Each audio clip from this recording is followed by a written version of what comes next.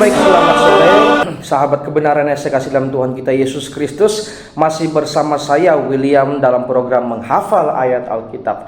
Baik, pada kesempatan kali ini saya ingin menghafal ayat Alkitab di dalam 1 Petrus pasal yang kedua ayat yang ke-9. Tetapi sebelum itu saya ingin membacanya terlebih dahulu untuk kita. 1 Petrus pasal 2 ayat yang ke-9, firman Tuhan berbunyi demikian. Tetapi kamulah bangsa yang terpilih, imamat yang rajani, bangsa yang kudus, umat kepunyaan Allah sendiri, supaya kamu memberitakan perbuatan-perbuatan yang besar dari Dia yang telah memanggil kamu keluar dari kegelapan kepada terangnya yang ajaib. Oke, baik, kita sudah membacanya dan sekarang saya ajak untuk menghafalnya.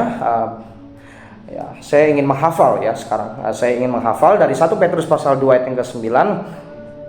Bunyi firman Tuhan demikian. Tetapi kamulah bangsa yang terpilih, imamat yang rajani, bangsa yang kudus, umat kepunyaan Allah sendiri, supaya kamu memberitakan perbuatan-perbuatan yang besar dari Dia yang telah memanggil kamu keluar dari kegelapan kepada terangnya yang ajaib.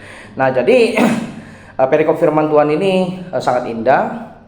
Ini memberitahukan kita orang Kristen ketika sudah diselamatkan, orang Kristen adalah imam, imam bagi diri dia sendiri, begitu. Imam bagi diri dia sendiri, dan juga imam besar kita adalah Yesus Kristus, begitu. Jadi karena imam besar kita adalah Yesus Kristus, lalu kita menjadi imam di dalam Yesus Kristus, maka tidak boleh lagi ada imam yang lebih tinggi daripada orang lain yang memberkati orang lain, begitu.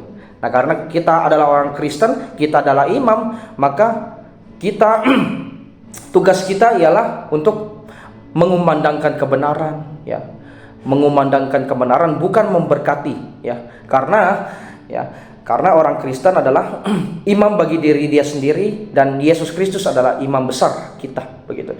Nah, jadi kita menjadi imam karena kita sudah bertobat dan percaya kepada Yesus Kristus. Nah, kita menjadi imam, gitu. Imam Tuhan, begitu. Tuhanlah sang imam itu sendiri, imam besar itu sendiri, dan kita orang Kristen adalah imam di dalam Yesus Kristus. Maka dapat kita katakan bahwa penumpangan tangan di saat selesai kebaktian seperti yang dilakukan oleh beberapa denominasi gereja itu adalah suatu kesalahan besar, karena zaman keimamatan, orang percaya sekarang ini bukan mengandalkan orang yang memberkati, begitu. Bukan mengandalkan orang yang memberkati, tetapi mengandalkan Yesus Kristus selaku sang imam besar itu sendiri. Nah, jadi sekarang bukan zaman keimamatan ayah lagi.